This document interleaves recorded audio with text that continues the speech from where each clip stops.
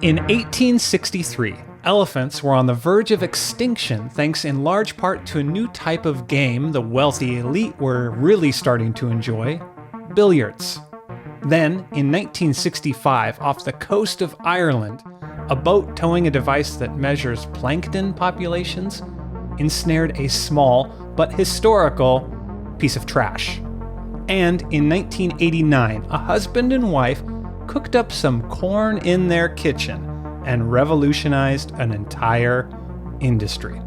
David, sorry. Did I hear you correctly with that last part? A husband and wife cooking corn? I think so. Yeah. We talked about this, right? So this is the last episode of the season, right? Of the first season of Inflection Point, this great new science history podcast. Here we are. And we were like, let's go out on a bang. Let's do a really strong last one. I'm right there with you. And you're talking about a married couple cooking corn in their kitchen. Mm-hmm. An elephant extinction event? Yep. And a piece of trash. Yeah? Any questions? Come on, David. How are these related? Well, all will be revealed. I know you do want to go out on a high. This is our last episode of the season. And trust me, the subject of today's podcast is huge. Okay. I am cautiously optimistic. This is a big topic? Okay, technically, it's actually very, very small, but it's very important. Can I have a hint? I'm sure it's in your house right now. It might be in your blood, your water, your food. Blood? You might have even created some yourself today. Oh, man. Let me guess. It's like plastic, but really small? There you go. You guessed correct. Yeah, today we are talking about microplastics. This is Inflection Point. Spanning a century of reporting from C&EN, this new podcast traces discoveries from our past to how they shape our present and will change our future. I'm Gina Vitale. And I'm David Anderson. Gina, first off, I do feel like maybe we should address the feeling of deja vu in the room. What do you mean? Well, didn't we just do a podcast on PFAS? The microscopic pollution that takes forever to break down and is accumulating in our bodies, food, and water. Mm-hmm. I think some listeners could be forgiven for saying, hey, aren't microplastics and PFAS broadly the same? Yeah, that's a really good point. PFAS and microplastics, at least in terms of their negative traits, do have a lot in common. One of them that you didn't mention is that they are both big umbrella classes of chemicals. There are many compounds that can be considered PFAS and many different kinds of microplastics. But the two classes are actually quite different. Okay. How so? Well, microplastics, as we know, are just really small pieces of plastic. Less than 5 millimeters long, to be more precise. Some research also specifically looks at nanoplastics, which are anywhere from 1 to 1,000 nanometers long. And for context, a human hair is about 80,000 to 100,000 nanometers wide. Wow. So we're talking tiny, tiny, tiny. Right. So it kind of comes down to what exactly is plastic. Right. I mean, well, you know, it's like your grocery bag, your keyboard, your gym shorts, Sure. Legos. Right. It's kind of hard to define yourself. And important caveat here, I really struggled to find one standard definition of plastic. There still seems to be some debate about what counts and what doesn't count. But for the sake of this podcast, we're going to assume a simple definition of plastic that comes down to two things. Okay. The first, and the more obvious one, is that it has plasticity. When it's soft, you can stretch it and shape it and mold it. Sound right? Got it. The second one is that it is a polymer. Now, our chemists in the audience will surely know this already, but basically, a polymer is a compound made up of repeating units, which are called monomers. You can think of it kind of like links on a chain. Take polystyrene, for instance. That's just a bunch of styrene molecules bonded together. Right. Polystyrene. Exactly. Now, while some PFAS chemicals could have those properties, they don't necessarily. It doesn't define them.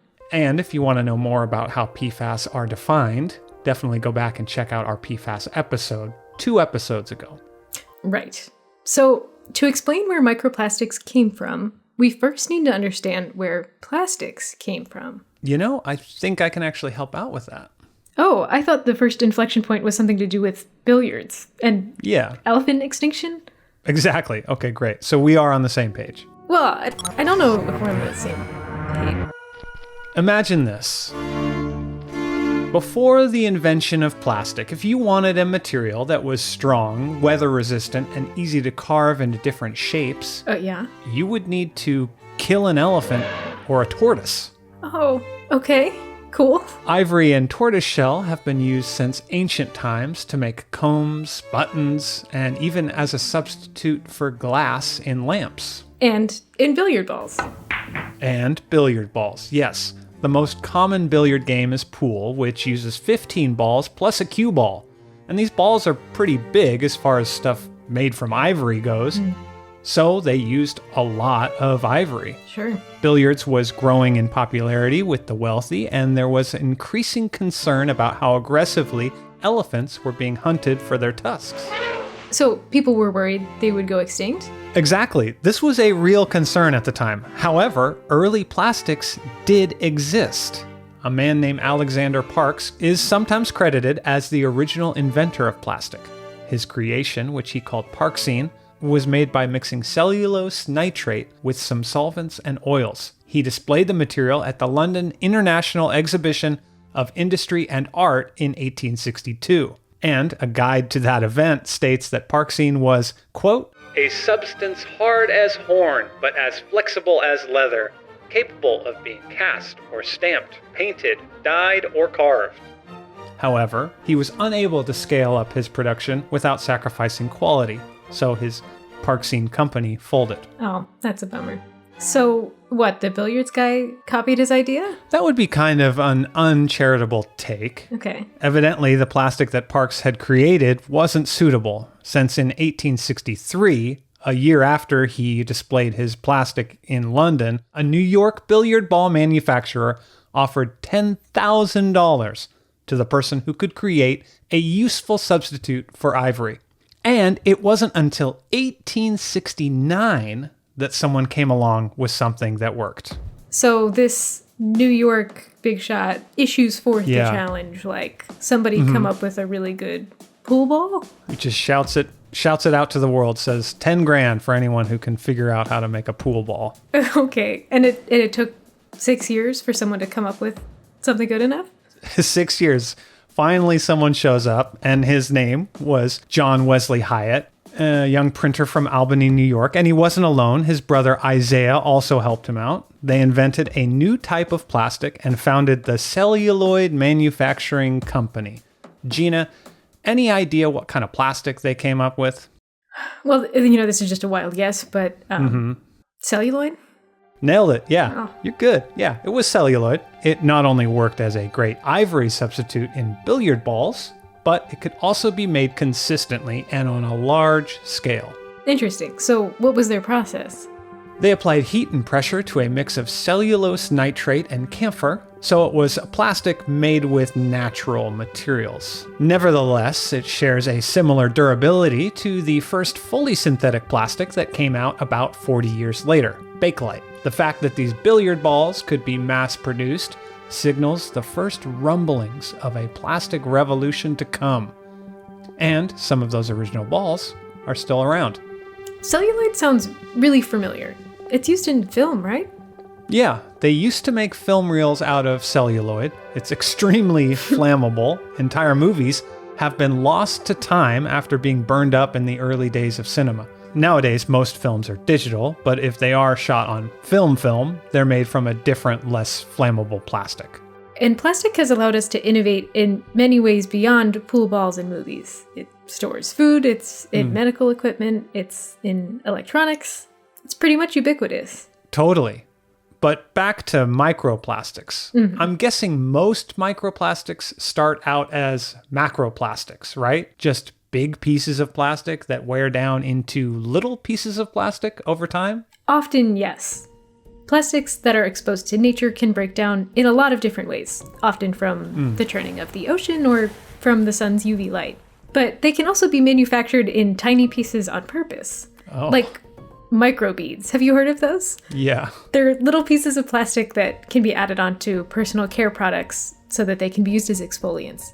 They're now banned in cosmetics in the US, though.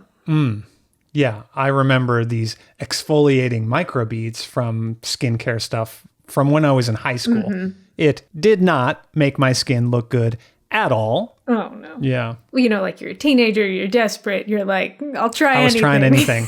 Yeah. I'd sell my right arm just so I could have some clear skin. And of course, they took advantage of me. That's how they get you. But hey, you live and you learn.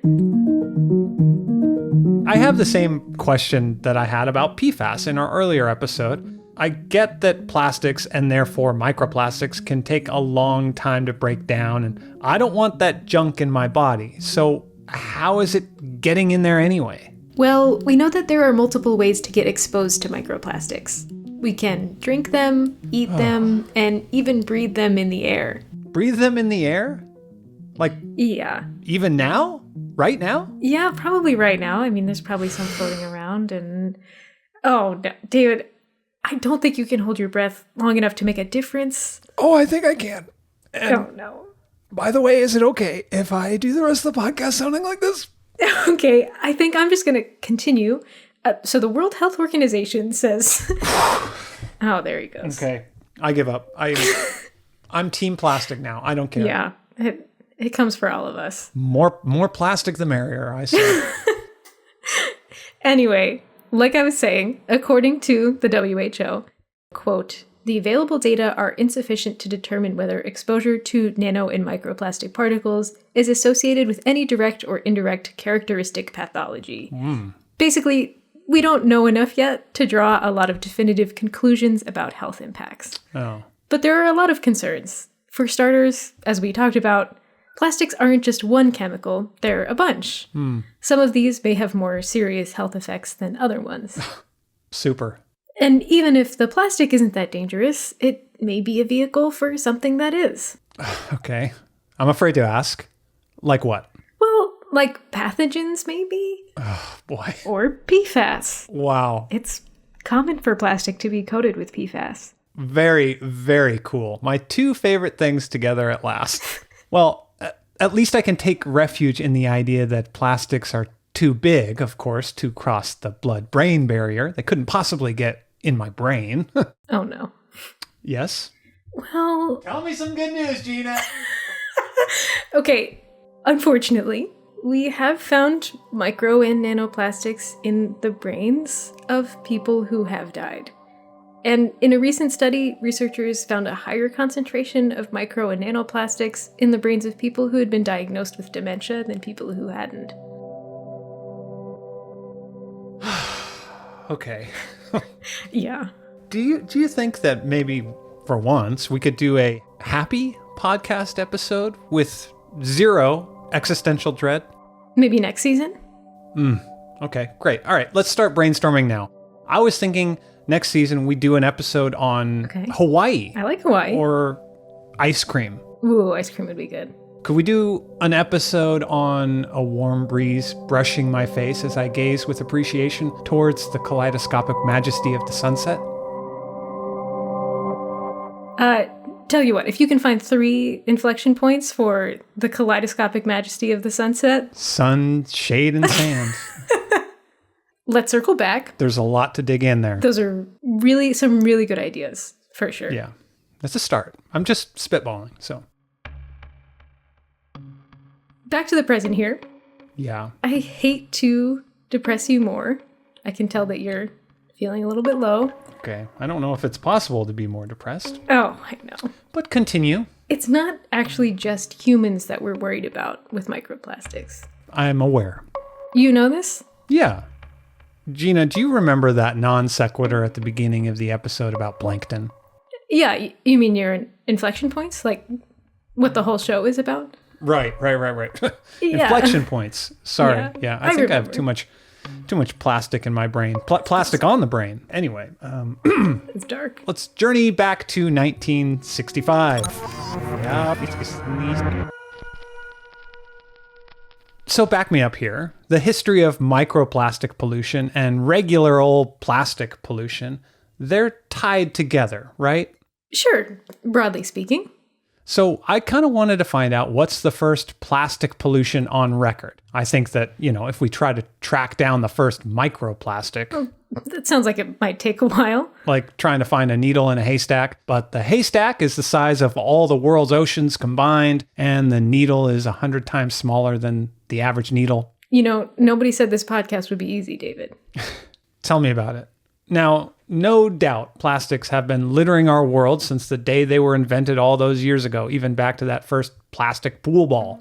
But it would surprise you to find out how recently we became aware of this problem. Well, I'm guessing 1965, the year you mentioned like 30 seconds ago. You are on a roll today. Wow. Well, In 1965, the first documented piece of plastic in the ocean was found by a device called a continuous plankton recorder. Since 1931, the UK's Marine Biological Association has towed these devices behind ships to, continuously record plankton. the continuous plankton recorders continuously record plankton. Brilliant. Yeah. Well, but, it turns out that plankton are really good indicators of ocean health. They're sensitive to temperature and pH balance, and they don't live very long, so population turnover is high. So, by monitoring them, you get a really up-to-date picture of what's going on in our oceans. Sure.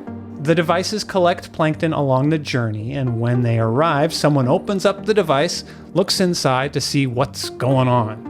And since the day they started doing this in 1931, they've written down everything they find in those recorders, even trash. So, kind of incidentally, they have a great record of ocean pollution through the decades? Precisely. So in 1957, there's a note of finding a fishing line, but the record didn't specify what the line was made out of. It could have been plastic, it could have been some natural fiber. However, in 1965, they recorded irrefutable proof that plastic was out there swimming around in the oceans. A plastic shopping bag had snagged itself on the device somewhere near Ireland. That bag was the first harbinger of a never-ending and colossal tsunami of plastic trash to come.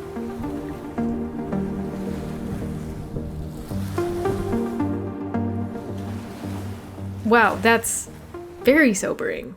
So, when do microplastics start entering this conversation? So, about 40 years after this plastic bag was found, in 2004, a professor named Richard Thompson was taking samples from a beach near Plymouth, England. He found little tiny bits of plastic in those samples, and he was the person who came up with the name microplastics. And now, about 20 years after that, just like those little pieces of plastic, this word is inescapable. The term microplastics is just part of our vocabulary now.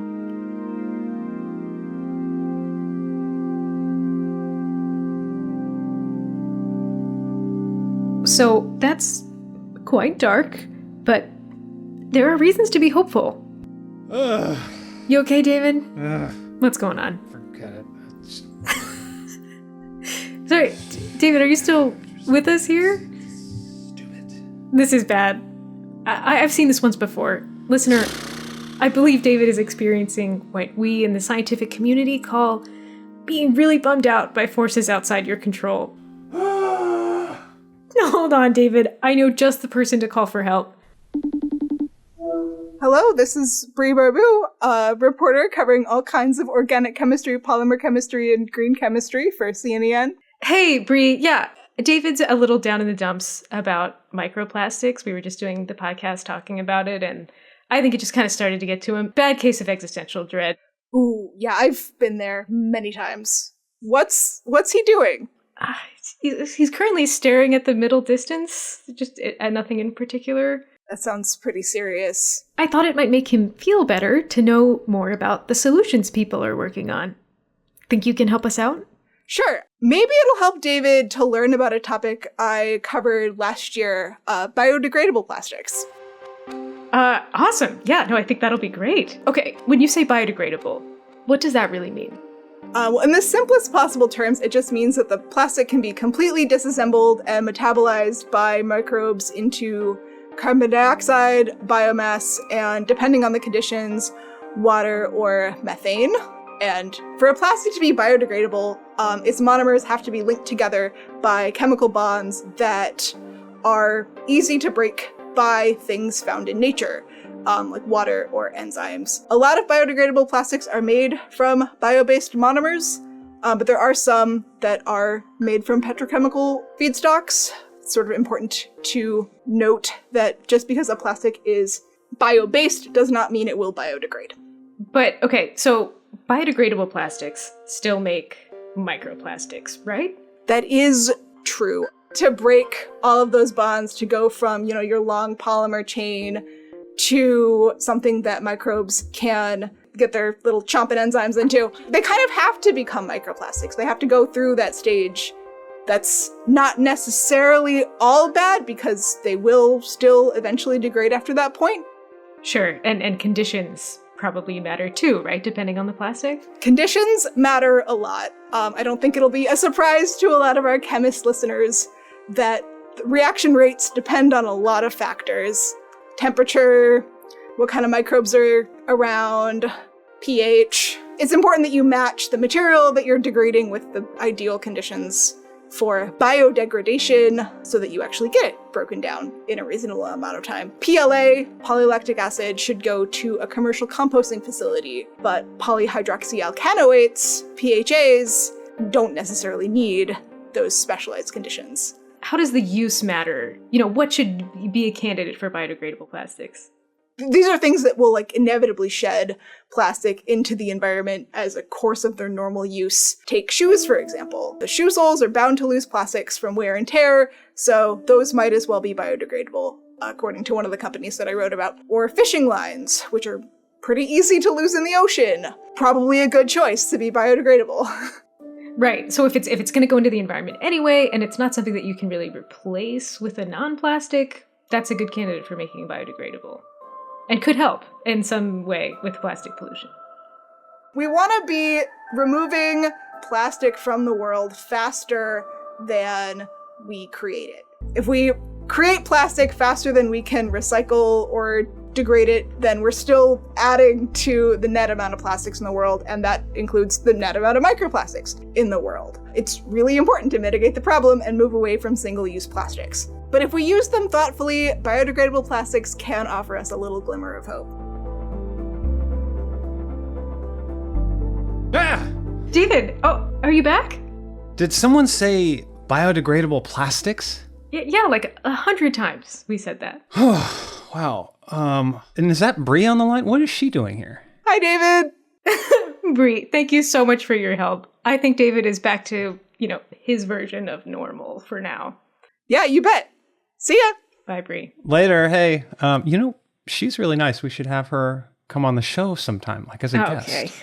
You mentioned something about biodegradable plastics. I'm guessing this is the third inflection point, although I fail to see how this is connected to a married couple cooking corn. Okay, well, I will explain. First, let's go back to 1989. So, like Bri mentioned, biodegradable plastics aren't a silver bullet, but they may be a small step of many in the right direction. One of those plastics she mentioned is called polylactic acid, or PLA. And sure, PLA is compostable, but it requires special conditions to break down in a reasonable amount of time. Rather than just putting it in your compost bin, you have to take it to an industrial composting facility. Right. But wait a minute. You said 1989, right? I thought PLA was discovered way before 1989. Right. Polylactic acid wasn't discovered in 1989. It was actually first synthesized by a chemist named Wallace Carruthers in 1932. But at the time, it was incredibly expensive to make, at least compared to other plastics. So for more than 50 years, PLA only served niche purposes. Then a couple started cooking corn in their kitchen, and that Bingo. Changed everything? Are you reading ahead or something? How do you know what's about to happen in the show? You said it. You said those exact words. Oh, right. The inflection point, the cooking the corn. Mm-hmm. Exactly. Okay. So in 1989, a pair of chemists, a husband and wife, Patrick and Sally Gruber, thought they could find a way of making PLA on the cheap.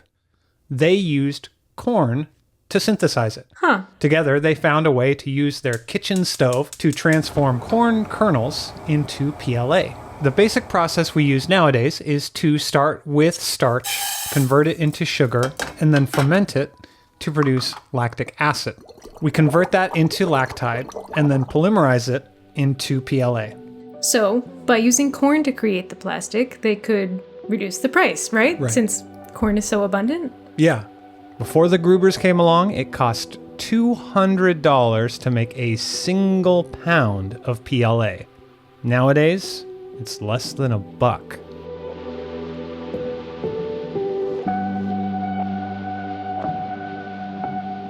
Okay, I'm relieved and a little bit surprised to find that the cooking corn inflection point made sense. Well, And it's nice to have you, back to being sentient again.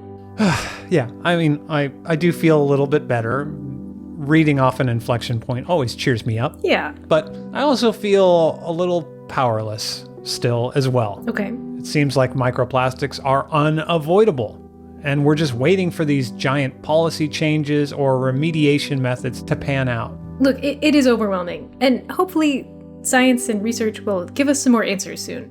But in the meantime, there are certain things you can do to lower your own exposure on an individual level.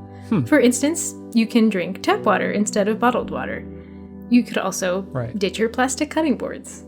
I actually do most of those things. Okay. But what about the breathing in of plastics? Yeah, well, it can help to vacuum more.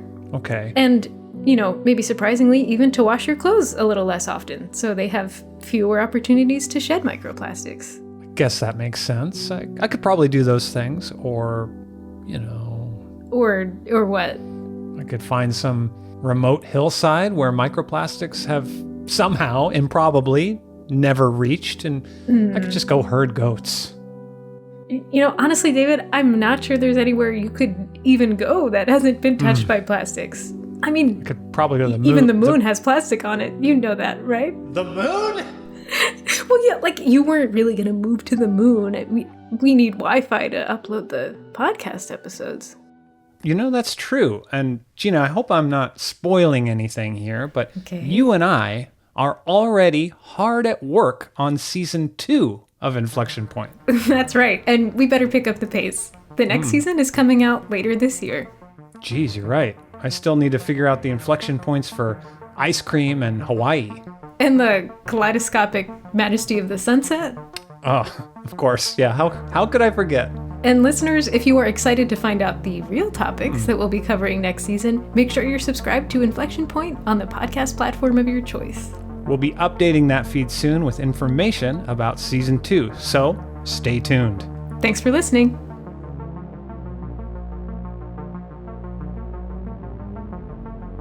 Inflection Point is a podcast project from Chemical and Engineering News. Chemical and Engineering News is the official news outlet of the American Chemical Society. Music by Kirk Onstad and Shutterstock. Written, produced, and hosted by Gina Vitale and David Anderson.